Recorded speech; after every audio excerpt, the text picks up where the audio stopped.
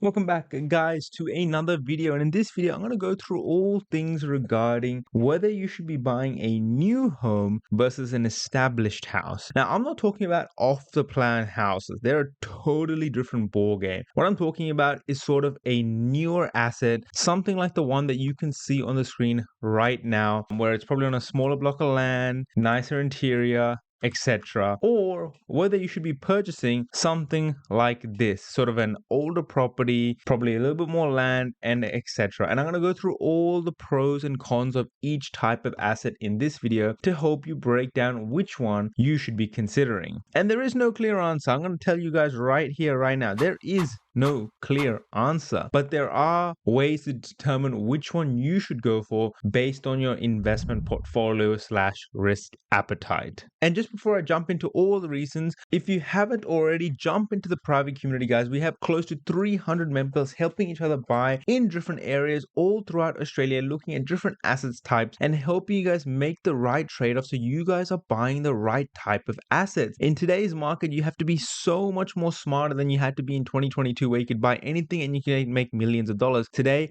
it's about picking the right suburb, the right type of asset in the right areas at the right time. And trust me, you're better off doing it with 300 people helping you out and myself to help guide and mentor you into purchasing the right type of asset. Don't make a silly decision and sit on the sidelines. Jump in the community and jump into your property and start your journey towards a better life. Now, let's get back into the video. Now, I'm going to go through these reasons in no particular order, but the first off, what we're going to talk about is the lower maintenance. When you have a new property like this, something that is being established, but it's new, relatively built in the 2015s and onwards, maybe 2020 onwards, you can see that it has a much nicer interior. It's usually going to be a brick veneer asset that's been rendered on the outside. It's going to have a good, decent interior, and you're usually going to have little to no maintenance issue with a property like this. Now, yes, I know someone's going to say, what about off the plan? There's a lot of dodgy builders out there that build bad quality properties. It is why you generally want to go for an established new property compared to an off the plan property. All you have to do is go watch site inspections on YouTube to understand how bad some of these off the plan properties are. You know, when you have a property like this that is probably been built in the 2014s, been around for a decade or so, you know it's sort of well established. It's got probably its small issues, but nothing too major to be concerned about, as it's been around for a long period of time and in decent quality and decent interior shape. Whereas when you have an asset like this, an older brick asset, you are likely to have some issues here and there. Now, this one, to be fair, has clearly been possibly renovated at some point. Like, it's probably got new carpets and new flooring here and there, and something like this is still a good consideration. Now, don't get me wrong, you can still find old properties that aren't in the best condition. Like this one here, this is an older property, but you know, some parts of it are still on a rougher side. For example, like the kitchen is definitely more worn out, could do with the refurbish and upgrade to get it up to scratch. And you may find more issues with these sheds in the backyard and with the property overall. So when you buy a sort of older asset like this, you should be accounting more money for maintenance, maybe $1,500 per year, while as a newer home might not need that much maintenance. Maybe even you need to spend nothing, or maybe around $500 or so. So it's a lot cheaper to maintain a newer home and newer asset compared to an older asset. So that is the first point of consideration. And leading on from that point, you have the next thing, which is tax depreciation. Now, for those of you who don't know, property tax depreciation is essentially refers to the natural decline in the value of assets over time due to wear and tear. Now, in older homes like this one over here, this home is probably built in the late 1970s to 1980s, and hence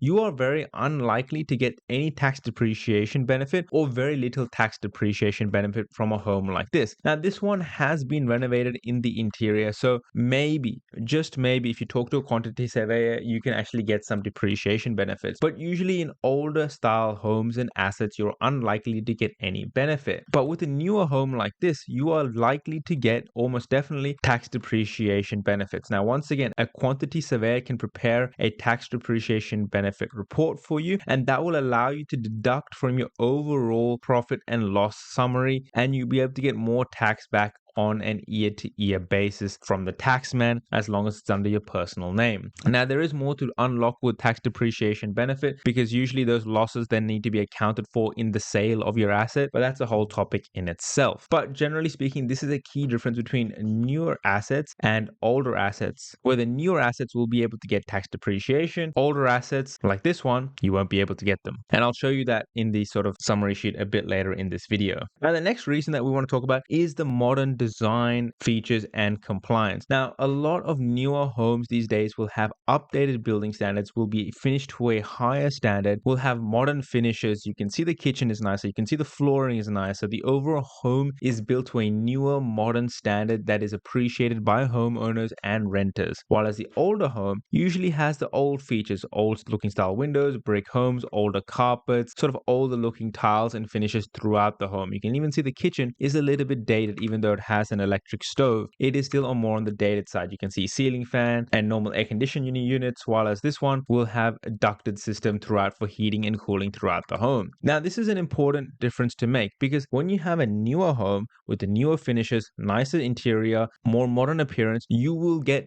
better return in terms of rental income than an older home like this. And this will impact your overall cash flow, which is important to understand, right? Not only that, when you look at a newer home like this, you are actually likely to attract higher quality tenants and a better tenant pool because generally speaking, when rent is higher, that means more affluent people can afford it. I know that may be sad to say, but that is the reality of it. And when you have newer homes, you attract newer people, higher income bracket. Now, that doesn't mean they're always going to take care of the home, but generally speaking, they do. And so you have better quality tenants in a home like this when you compare to a home like this. Now, this is not to say the tenant will be a bad tenant in this home because it's up to the property manager to secure you a good tenant through proper background checks and verifications. But nonetheless, that point stands. And even when you start to look at some of the rental assets, you can see the newer homes 3x2 get around $530 per week rent, $550 for a newer home like this, $610 even. And you can see the older homes are getting $485, $530 for the new one. And you can scroll down and have a look for yourself. But I generally find the older assets like this one is getting $465 for rent. And when you chuck this into your property portfolio cash sheet, you can see the older home with all things comparable at 20% deposit at $465, you're getting around a 3.5% yield, so negative 20K or so,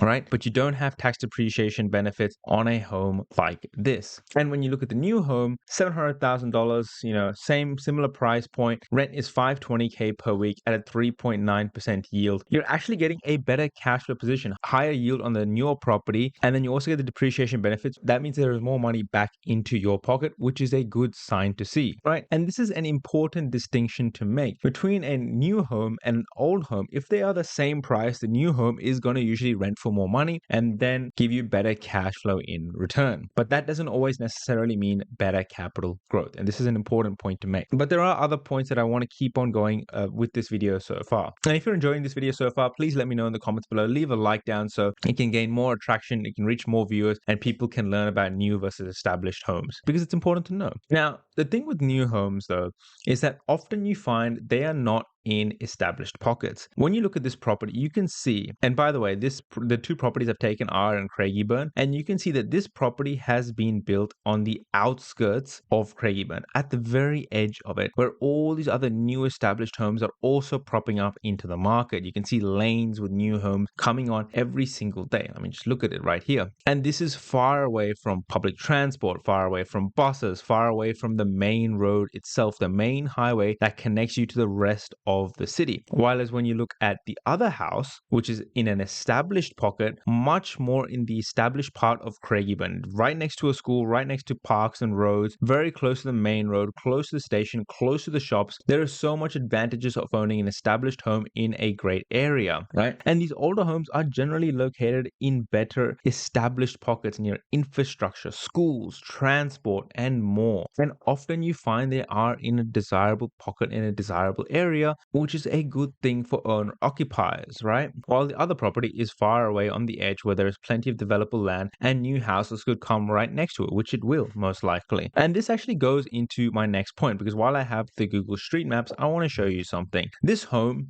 here has literally barely any land component to it. It is 300 square meters of land, which is extremely tiny, while as the other one has about 678 square meters of land in an established pocket right in the heart and the CBD of Craigieburn, you could say, right close to shop. Now, that has huge advantages, right? Having more land is important in my opinion. Now, I want to make an important distinction, right? A lot of modern families care less about the backyard space and the yard space these days compared to 20 years ago, I find, generally speaking. And so they are happier to accept homes on the outskirts with little to no land component because they prefer living in their house. However, the statement always holds true. Land appreciates, building depreciates, right? Over time, this house that you see right here will depreciate in value. And 20 years from now, it will be an older home that will likely need some sort of renovation to keep it up to scratch and up to standard. Buildings depreciate, they get old, they need repair. And in the same way, the same thing applies for this home here, where eventually in 20 and 30 years time, it's going to get so old where it will most likely need to be knocked down and rebuilt. However, in that point in time, you're going to have 678 square meters of land to play with in a large established pocket. And this is the advantage that these homes have. And by having such a big piece of land, you can demolish this. You can subdivide it. You can make it townhouses. You can make a duplex property, or you can build a massive house on this block like the one that you see right next to it. And I think this is an understated point. And you don't see this latent effect until later on after you hold the property for a decade or two. And over time, the land will appreciate and the land holds value. And that is the most important thing. And so oftentimes I do prefer the established home on larger lots of land compared to sort of the cookie cutter style home on the outskirts of a CBD that has literally no land component and the buildings depreciate in value. That's how I see it. Now, one thing I didn't pick up in the video that I wanted to pick up, but I had two more examples in terms of the properties to show you. This one is $700,000 and I took the other one as well for around $700,000. Often you find with the newer homes, even though they have smaller land components, they cost a lot more money to buy and build. For example, they're going to be around $50,000 to $100,000 difference in certain areas right across Melbourne CBD.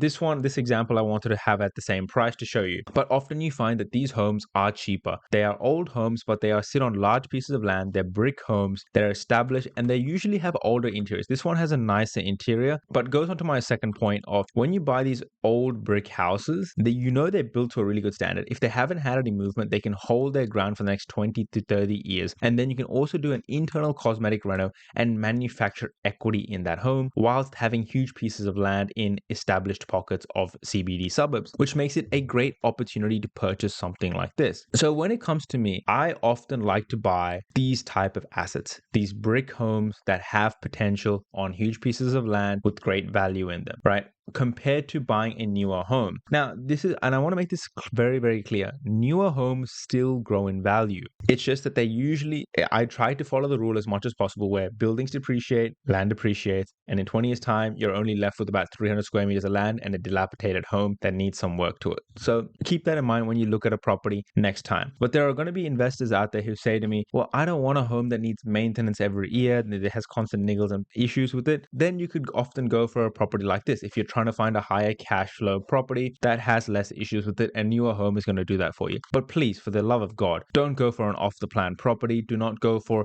a home built in 2025 that is just off the lot, because I tell you what, it's going to be one of these homes on the outskirts of a CBD, something like this. It's going to be built to a poor standard and you're going to have issues with it in the next 5 to 10 years and you're going to be on a site inspections video. So keep that in mind, guys. In my opinion, focus on buying established properties in good areas. And also a little bonus one, I was doing research for this video. Don't go buy these type of properties, guys. Even though this is a brick home, old established, don't buy right behind a railway station. It's just not good, in my opinion, for valuation and owner occupier and renter appeal. Don't do it. Stay away from it. Find good properties in good pockets. Yes, I know this is next to a school, but that's a better thing than a railway line. And it's in a nice cul-de-sac area. And go for something like this. And I hope this video has helped you comparing new versus old home. Old established home, brick, 1980s on concrete slabs are my go-to properties. They are brilliant in my opinion, with plenty of potential. And if you need help choosing more properties like that, jump into the private community. Don't screw yourself, guys. This is 2026, your last year to buy good investment assets. Till next time, thank you very much.